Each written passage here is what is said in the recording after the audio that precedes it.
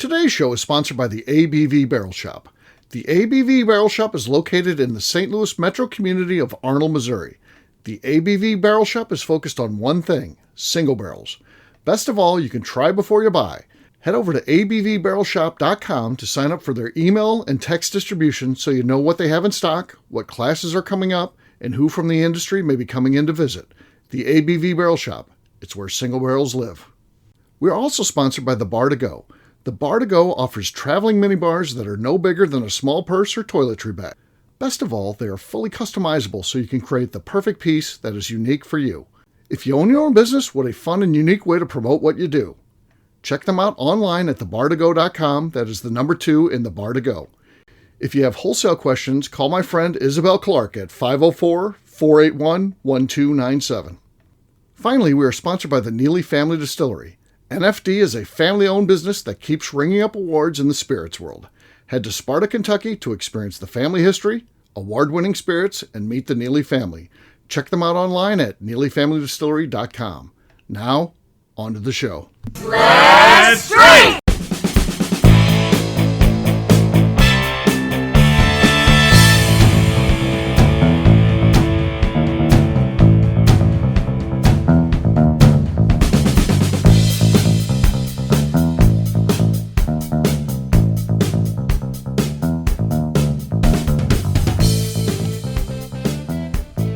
Welcome to the Bourbon Daily, the podcast about everything bourbon delivered to you every day of the week. Today on the show, we check in with Jason Bronner to see how his daughter is doing since joining the team at Buzzard's Roost. My name is Justine Mays. Please join me in welcoming my co-host, Steve Akeley, along with our special guests, Matt Modica and Jason Bronner. Hey, gang, what's up? Hello. Hey. Hey, so yeah, we're going to be talking to Jason today about his daughter joining the team and how that's going and what's up with that and how she's liking it, how Jason's liking spending some time with his daughter. That sounds like fun stuff. We'll get to that after the break. For right now, though, Matt said there's something he wanted to talk about. What is that, sir? As his camera gently pans in on him. Yeah, how does that work? I know. It's like he has a camera person. He's got a professional team that records I've got him. somebody back there. I have to do this. I'm like Bill Gates. Yeah. Apple, I'm just going to say.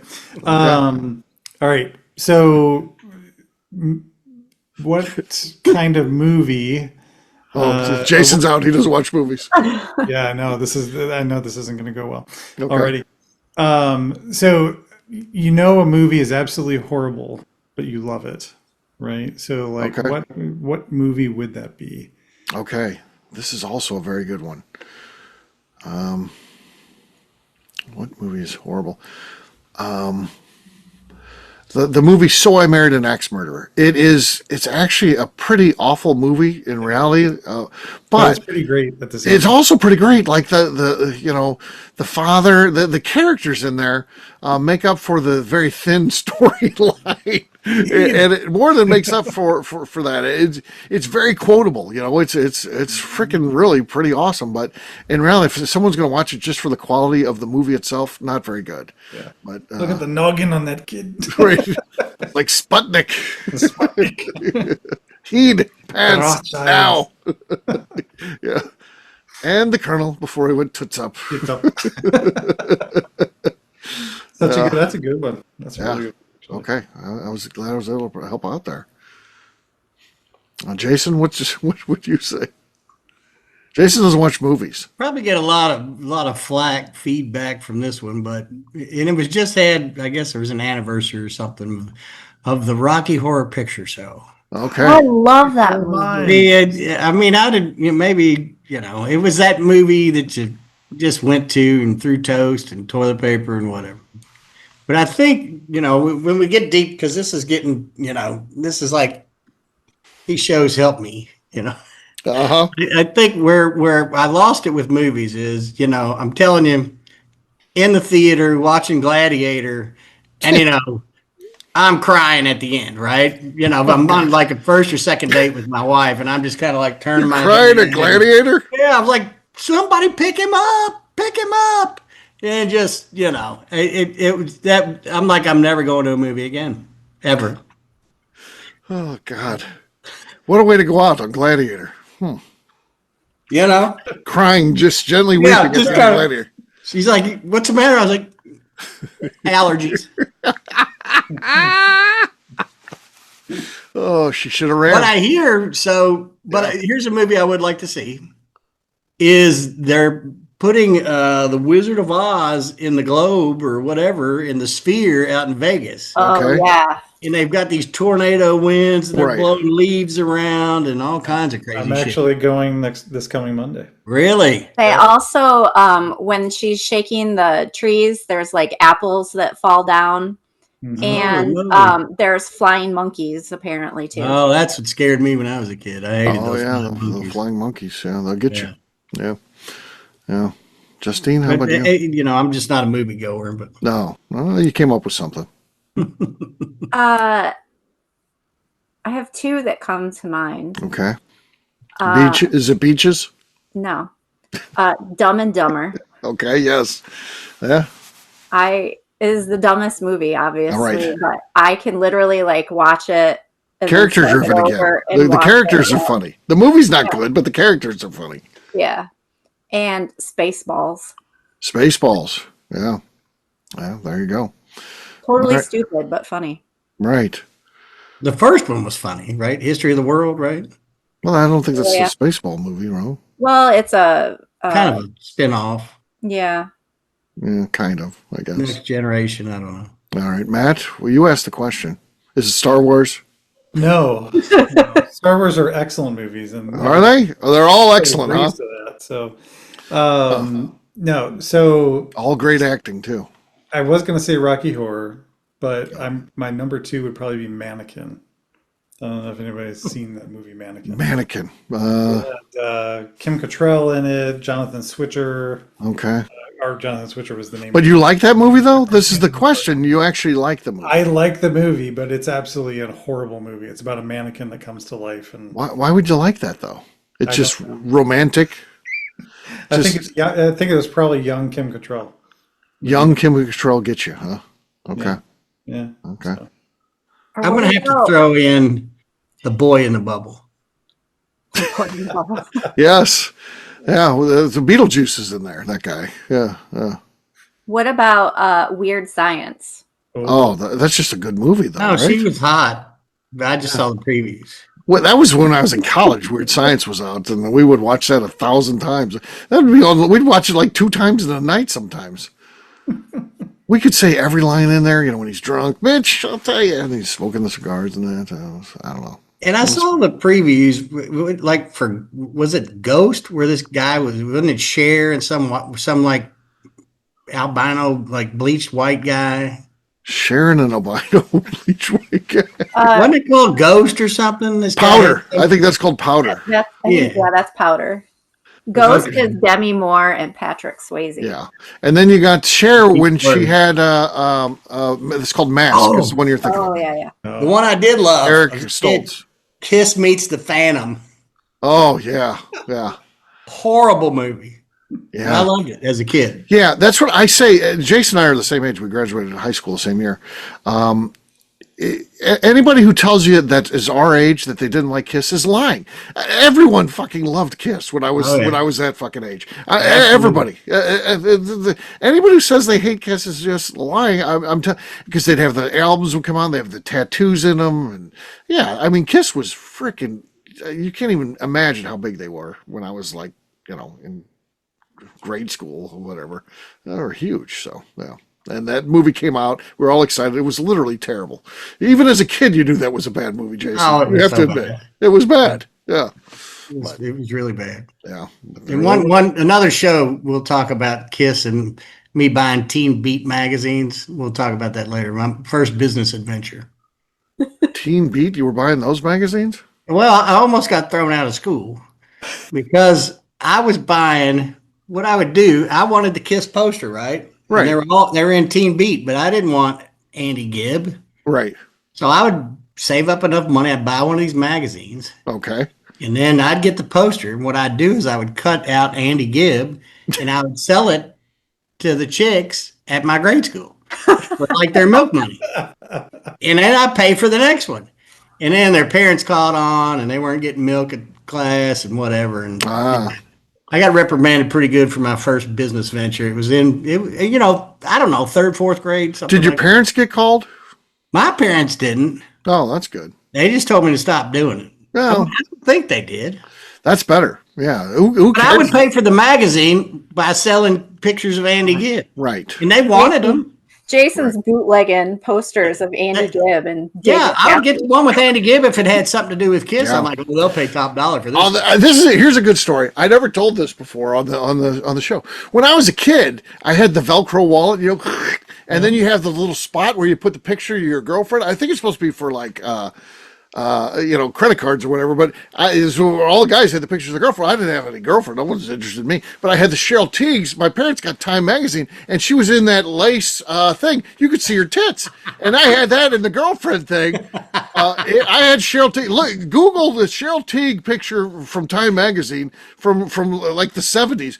Holy, you see her whole cans in there. That was in my Velcro wallet. I feel like I should have gotten trouble, but my parents were like, "Oh, that's kind of cool. He likes chicks." And you didn't have to buy the picture from me. No, I didn't have to buy it I just cut it out of their magazine. I was like, "Oh, look at this." Don't you have like a Cheryl Teague's pillow or something like that? Farrah Fawcett. That was another one. That was another one. Don't tell Farrah about Cheryl. So yeah, Cheryl was in my wallet, man. I carried that around. There, the guys all show their girlfriends. I'm like, "Here's mine," and they're like, "Oh yeah, shit." I'm like, it is what it is. And they didn't know who Cheryl Teagues was. These fuckers, they didn't know. It was like, that's her. That's my chick. Yeah. That turned out to be an okay small talk. That's definitely Matt's best one. I finally redeemed. Yes. Redeemed yourself. Yep. On that note, guess what, gang? It's time to drink. What? Oh, he shared it. Is this the Cheryl Teagues photo? Is that what he? It's time. Oh. No, you got to. Inside, she's wearing a mesh. You got to get the one in the mesh. Maybe Google Cheryl Teagues mesh, and it'll. Okay. I mean, you see her whole cans. It's all there. There's nip and everything. There's not like it's like a little area cover up with it. No, it's all there. And my parents, they knew I had it in there. They didn't. They were okay with it. They were like, Can you put it on the healthy. Screen, Steve? It's healthy. If he sends it to you, can you put it on the screen? Put it on the screen. Yeah. Oh, I found it. Okay. Yeah. Put that out there. It's meshy. It's just, oh man.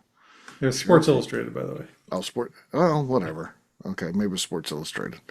It was not my magazine. That's it. By saying it was time. That is the one, buddy. Look at that. But it's a bad cut. They've cut it where they do show further down. They do show it further down. I don't know how to do this. Yeah. But yeah, you could see that's what I had my Velcro wallet when I was a kid. We're dating. Yeah, that's Cheryl. So yeah. All right. On that note, guess what, gang? It's time to drink. What is everyone drink? There I got the full thing. I was only getting the partial view, but there's the full thing because it does cover up the there's a little relief cut down there at the bottom. You don't see everything. You don't see the 70s porn bush. No, you don't see that. That has its own little unique cover up built in this mesh swimming suit. But yeah, that's the picture I had right there. Yep. Yeah. Well, that's it. All right. It's time to drink. What is everyone drinking? Let's start with Jason. Jason, what do you got? I have Bardstown Bourbon Company Single Barrel HGI 2025. Okay. 120.8 proof. Okay. All right. I only got a good one. I think I'm going to print out this photo Matt sent and put it in my wallet. Just blow it up poster size and put it right behind. You're going to get a fat head made of it and like plaster it on the wall behind you. Yeah. I was like, I mean, I was young when this came out. I was just like, I like this. I don't know why, but I like this. I like this photo. Can't imagine why. For some reason, I'm drawn to this photo. So yeah. All right. Next up is Justine. What do you got there? So in honor of today's show, I have the Buzzard's Roost Ambassador Select bottle because Tatum checked me out that day, or cashed me out, and Jason signed the bottle that day. Even better. Okay. Wow, that was actually really good. That's going to be tough to beat. Matt, you're next. What do you got? Yeah, unfortunately, all out of Buzzard Roost. Otherwise, I would have tried to open one. But excited about the cigar blend coming out. Limousine Rye. I'm gonna go with that one. The original one that came in. All right. Decent, but not enough. Justine has the lead. I've got this signed by Ethan Spalding, the Kindred collaboration. Ooh, that's a good one. Yes, it is. All right. Let's see what we got here. Oh, it seems like the cork pop was decent, but the squeak was horrible. It's clearly got to be Justine. A major foul on my part there. So, Don't you have a bottle that's signed by Tatum? I do, but I don't know where it's at right now. I do have one. It may be in this room, but you've seen what this room looks like, Justine. I have. Yeah. So, cheers, gang. Cheers. All right, we'll take a quick break. And then when we come back, we're going to be talking about Jason working with his daughter. We'll do that in just a few.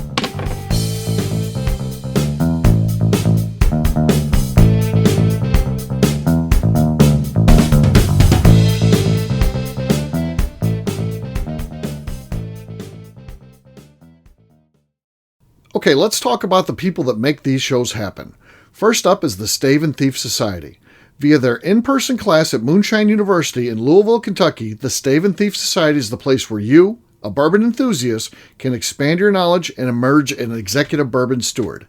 In 2017, I completed my executive bourbon steward certification. It's the most comprehensive bourbon certification available and connects you with an expansive network of bourbon enthusiasts and professionals.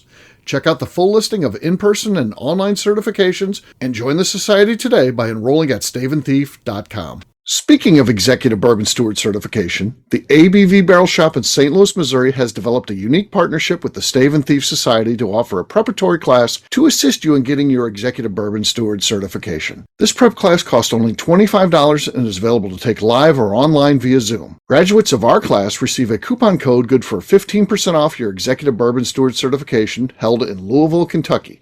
This saves you almost $90. Additionally, you can collaborate with fellow attendees to split travel costs when you go to Louisville. If you're interested in signing up for the class, simply head over to abvbarrelshop.com and check out the classes and events page. Last but not least, we are sponsored by Neely Family Distillery. Royce Neely is the 11th generation distiller in one of America's oldest distilling families. A visit to Neely Family Distillery takes you through family history, where you can see all the artifacts and newspaper clippings through the years from this family that started distilling in America after James Neely arrived from Northern Ireland in 1740. Today, Royce Neely and his team are crafting some of the best spirits in America. Their bourbon and absinthe offerings keep winning top honors in the spirits competitions. Recently, their absinthe made history as the first platinum winner in the absinthe category at the San Francisco Spirits Competition. Neely Family Distillery is definitely a bucket list destination if you are a bourbon fan. Learn more about their spirit offerings, visiting their facility, and the awards they have collected over at NeelyFamilyDistillery.com. And now, back to the show.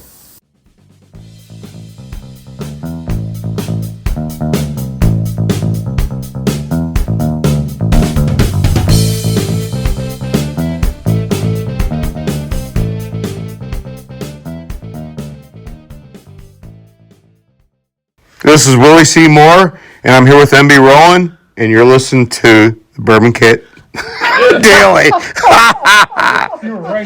Welcome back. Today on the show, we are talking with Jason Bronner about working with his daughter at Buzzard's Roost. Yes, we are. Jason, how's it going, man? Going great. Is it? Doing well. Yeah. That's Doing good. pretty well. That's good to hear. So, from your perspective, let's hear from both perspectives here. From your perspective, are you just enjoying working with your daughter? I mean, that's got to be a cool thing, right? That's a neat aspect of it. It is. That's probably the only time I got to see her this summer.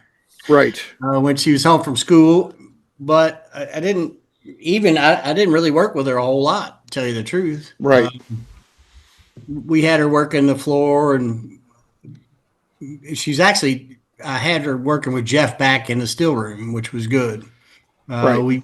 I know she made several batches with Jeff, and she got to learn how to nose and, cut the heads, hearts, and tails. And it was great. I did work with her a little bit, and I think she's excited about it. She she's majoring in business at UK. She's a junior year, and she's minoring in distilling. So I guess because she's still under 21, she only gets to participate in certain classes and what have you. But she's real excited. They've done a lot of. They did some podcasting. I think she's done a podcast, and so she's doing different aspects of the bourbon world at UK. And I'm not really sure what all that entails with her classes, but she was really excited this summer, and I think she learned a lot, and she's hopefully have a leg up on some of her classmates. Yeah, yeah. So that's really cool. So is she doing more of the production and operations side of things, or business, or both, or what's the? I think the program she's in, it actually does quite a bit of both. I think it kind of does the social media part of it, which is a big part these days, and I think she gets more into the production once she's over 21, and That makes sense. Yeah. but she's been visiting some distilleries, and she's had some lectures by some of my cohorts that I know. I think Susan Riegler was down there speaking to her class at one point, and she actually got to go on a barrel pick with me with the Whiskey Women, Okay. and we actually did that at Bardstown Bourbon Company, and so I let her nose it all, and she was nosing every one of them, and getting to see all these women in the bourbon industry. I think that was cool for her, and hearing the way they talk, and she would just nose and write down her notes, and her notes were really spot on with what everybody's basically talking about. So, I look forward to maybe working with her in the future. Right. She's kind of a daddy's girl, but Yeah. but she's tough, and whatever she chooses to do is cool. But I look forward to working with it. I think her and my son were talking, and she said, "Well, somebody's got to take over Dad's business." Yeah. So, is your son interested in this stuff too, or? I don't think as much. He's more, which, I was kind of somewhat artsy as a kid, but, worked on a more menial side. But, he does pottery, and he does music, and I think eventually he'll come around. I would assume. Yeah. Yeah. Did For either sure. of the kids ever help out at the restaurant too? Like have jobs around there? Yeah, Tatum still helps out at the restaurant. She's a great hostess and busser and all that. She does great. I think Calvin worked one derby helping my guy in the dish room, and he's like, I'm not going back. But then he got a job at a local restaurant up here, Porcini. Uh-huh. And the guy that owns, and I know all the people up there, they needed some help. And so I said, look, go up there and work for these guys. And they really took him under his wing. And this was when he was in high school, and, kind of a formidable years. And I think they really just helped him out, and they love him to death up there. And of course, he's moved on. He's a freshman at UK now, but, you've got to hear it from somebody besides your dad. Right. And they did a great job of that. They were making him accountable for his time and what he was doing, and hey, quit looking at your phone. And of course, I could tell him that, and he'd just blow it off. But somebody else tells him that's paying him, it was a different story. So I think two good kids are headed on the right path. Knock on wood. They're both over 18 now, so I've done all I can do. You're done. Yeah. Congratulations. So yeah, you've done all you could do. Yeah, I think you got lucky on the wife department. I think she did a lot of what we're seeing Absolutely. today. I think we're manifesting a lot from that. There's a show about that one too. Oh yeah. How I married up. He did marry up. Oh, totally. So yeah, And nothing if I better. If I hear that I've outkicked my coverage one more time, There's going to be problems. Nothing was better than one time someone asked Jason how old his son was, and he's like, "Hell, I don't know." And his wife was there. She's like, "That's your son. You should know how old. You know how old every barrel pick you've ever done is. We can ask you from year one in the restaurant when you did a barrel pick. What was the age of that? You remember that? You can't remember the age of your own son." You're like, "Well, yeah, a million excuses." I have to figure it out. I could figure it. He could back into the number. Right. Anthony's is easy. He was born in '99, so it's whatever the current year is minus 1. Okay, that's there you go. I had that one year with my birthday. Like, my dad texted me and said happy birthday, and my mom did not. And I was like, how in the hell can she forget my birthday? Like, she literally We know she was there. We know she was there. How can she forget? Right. I know their birthdays. It's just the years or what. It's like that song, Reeling in the Years. It's hard to figure all that out. Yeah. But that's cool. Well, Jason, I'm envious. I like the fact you're working with your daughter, and maybe you'll get the opportunity to work with your son here coming up. And it's exciting stuff. And I was telling you guys right before we started, the last 10 years of my dad's career, I worked with him, and it was awesome. I mean, I go back and think about just going up and, into my dad's office and, or we'd go out to lunch and stuff like that. It's just freaking so cool, man. To think about that. We got to spend that time together and casually talking, and yeah, it's good. So I think that, hopefully she, stays with you for a while, and hopefully this leads to a career for her in the business too. That would be and you've got her first signed bottle. I do. So yes, it's going to be worth some bucks. The first one that ever signed a bottle was me. She was giggly about that. She was really giggly about that. She called me and said, "I signed my first bottle." Yep. That was really cool. Sorry, I wasn't there. Yeah, so pretty cool stuff. So we'll be on the lookout. As in the background, Cats in the Cradle play. Yes, yeah, exactly.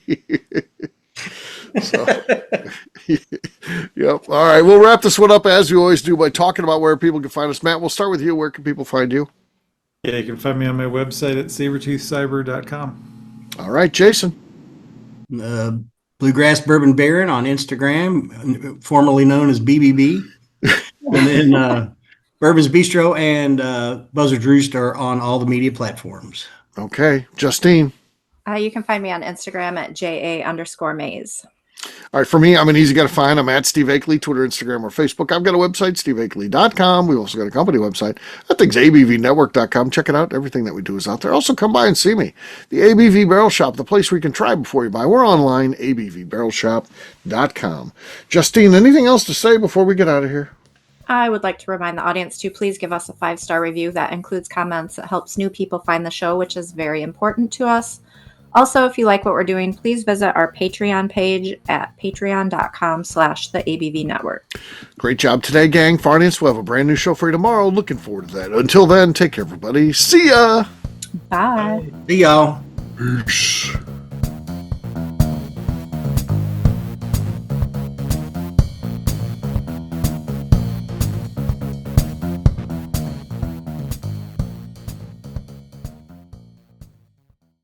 Before we let you go, let's talk about one last thing. The ABV Barrel Shop in the St. Louis community of Arnold, Missouri. The ABV Barrel Shop is focused on a couple of things. First of all, single barrels.